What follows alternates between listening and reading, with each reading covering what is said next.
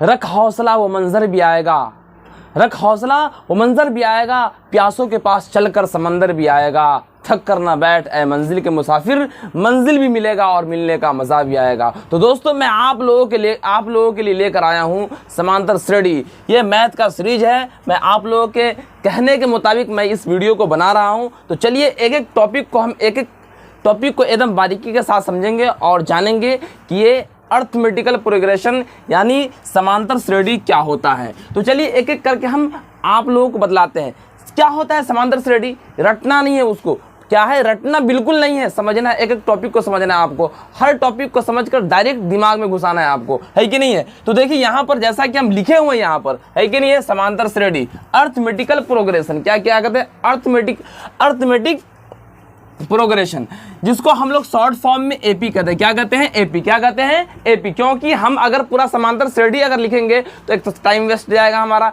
या arithmetic progression लिखे तो टाइम वेस्ट जाएगा हमारा, इसलिए शॉर्ट फॉर्म में हम क्या लिखेंगे, एपी। क्या लिखेंगे भाई बताइए तो फटाफट, आप भी बोलिए क्या लिखेंगे हम इसको, हम एपी लिखेंगे। क्या लिखेंगे, एपी। अच्छा बताइए यहाँ पे मन में क्वेश्चन अगर आ रहा है आपको कि सर एपी क्या है, ये अर्थमेटिक प्रोग्रेशन क्या है, ये समांतर श्रेणी क्या है, तो चलिए हम आपको बतलाते हैं कि समांतर श्रेणी अर्थमेटिक प्रोग्रेशन या एपी क्या है। देखिए भाई यहाँ पर शब्द समझिए, समांतर क्या है, समांतर श्रेणी, समांतर का मतलब सम अंतर। आप समझिए इस बात को, समांतर का मतलब क्या होता है, सम अंतर मतलब बराबर का अंतर, और श्रेणी को ऐसा समझो या सीढ़ी समझ आ रहा है कि नहीं आ रहा है, एक पर एक, एक पर एक, एक पर एक, है कि नहीं, चढ़ते कि नहीं चढ़ते हैं, एक पर एक चढ़ते हैं, तो वो लगातार जो होता है क्रमबद्ध बना हुआ होता है।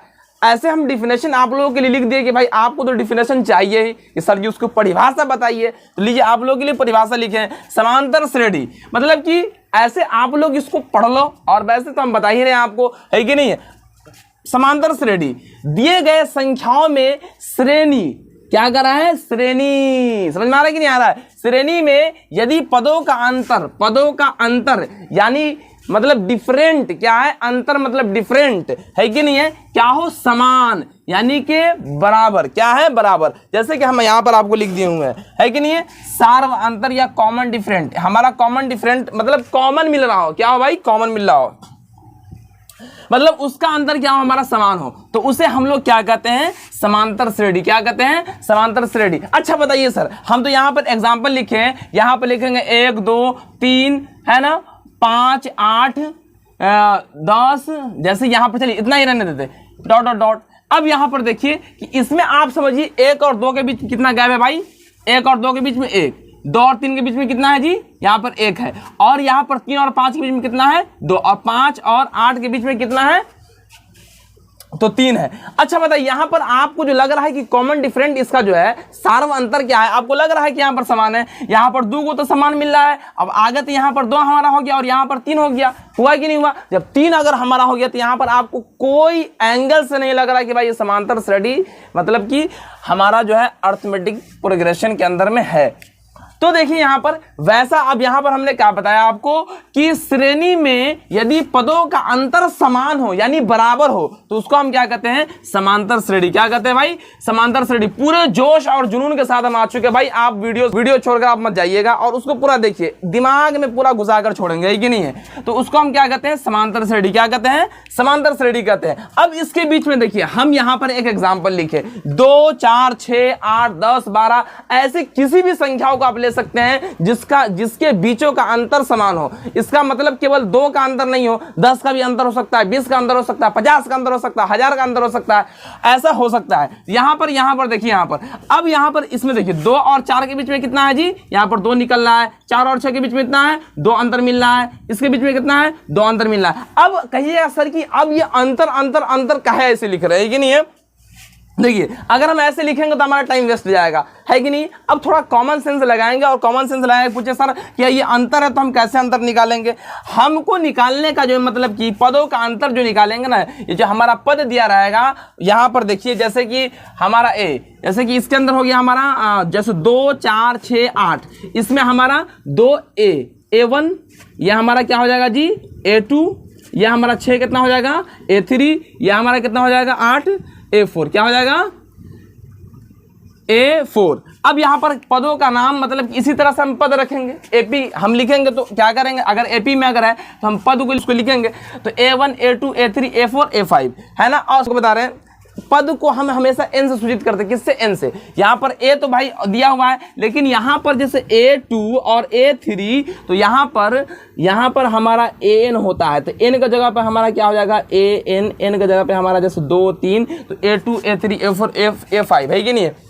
अब यहाँ पर देखिए कि डिफरेंट अगर निकालना हो, कॉमन डिफरेंट अगर निकालना हो, हमें सार्व अंतर क्या है, इसका बराबर है कि नहीं है, इसको निकालने के लिए हम क्या करेंगे, डी निकालेंगे। तो डी कभी भी निकालेंगे तो उसके बाद वाला संख्या से पहले वाले संख्या में हम घटाएंगे। जैसे A2 माइनस A1 D2 या A2 माइनस A1 और A3 माइनस A2, इस तरह से हम लोग निकालेंगे, है कि नहीं। यहाँ पर A2 माइनस क्या है, A1 निकाले। जैसे यहाँ पर 4 है, 4 से हमने क्या किया, हमने 2 को निकाल दिए, घटाया तो 2 आया। अब हमने क्या किया कि यहाँ पर A3 लिया, A3 हमारा कितना है जी 6 है, 6 में और A2 हमारा क्या है जी, यहाँ पर हमारा 4 है, तो इसका अंदर भी क्या है 2 हो गया, इसका अंदर 2 है। इसी तरह हम ले सकते हैं A4 माइनस A3, क्या ले सकते हैं A4 माइनस A3, तो हमारा क्या हो जाएगा यहाँ पर 8 माइनस 6 बराबर यहाँ पर 2, कितना आ जाएगा अंदर हमारा 2।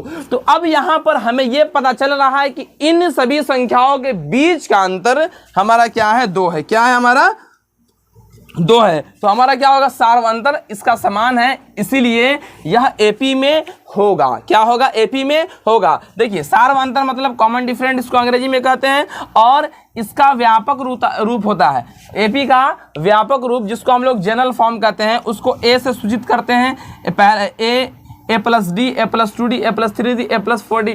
इस तरह से आपको निकालना पड़ेगा कि मतलब कि AP का 50वां पद निकालिए, AP का 20वां पद निकालिए, AP का 10वां पद निकालिए। तो चलिए हम एक एक करके थोड़ा हम लोग जानते हैं और इसको समझते हैं।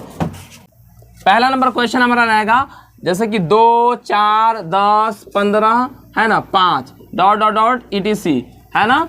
AP में है या नहीं, AP में है या नहीं, आप लोग फटाफट बनाइए इसको। अब पहले हम क्या करेंगे, AP में है या नहीं, इसके लिए हम क्या निकालेंगे, डी। क्या निकालेंगे, डी, सार्व अंतर। कैसे निकालेंगे, A2 माइनस A1। क्या निकालेंगे, A2 माइनस A1। तो A2 हमारा क्या हो जाएगा जी, यहाँ पर A1 A2 A3 A4 है ना, इस तरह से लिखेंगे। तो A2 हमारा क्या हो जाएगी बताइए, तो 4 माइनस 2, तो अंदर हमारा कितना निकला, 2। इसी तरह निकालेंगे D1 हमारा निकलेगा, D2 निकालेंगे तो अब A3 माइनस क्या हो जाएगा, A3 माइनस A2। अब इतना निकाले तो A3 हमारा कितना दिया हुआ है यहाँ पर, फटाफट देखिए तो यहाँ पर 10, और इसके अंदर से निकाले तो कितना 4, तो यहाँ पर कितना हो जाएगा, दोनों का अंतर कितना हो गया जी 6। और एक और निकाल लेते, ऐसे तो पता चल ही नहीं रहा भाई, है कि नहीं है। तो जैसे D3 निकालेंगे तो A4 माइनस A3, तो A4 हमारा कितना दिया हुआ है 15, कितना दिया हुआ जी 15, तो 15 माइनस का 10, 15 माइनस का 10 कितना आ गया हमारा, 5 आ गया, 5 आ गया। तो यहाँ पर अब देखिए यहाँ पर 2 है, यहाँ पर 6 है, यहाँ पर 5 है, तो अंतर तो मिल ही नहीं रहा, तो हमारा AP कैसे होगा बताइए आप। AP हमारा लिख देंगे, AP में है ना दिए गए संख्याओं का सार्व अंतर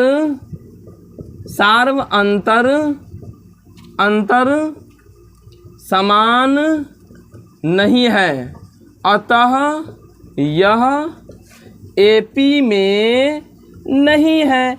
आपको लिख देना है, आप समझ जाइए भाई, इतना करना। एक और सवाल जैसे 2, जैसे अच्छा दूसरा लेते हैं, 10 15 20 25 है ना 30 डॉट डॉट डॉट, बताइए कि ये AP में है या नहीं है।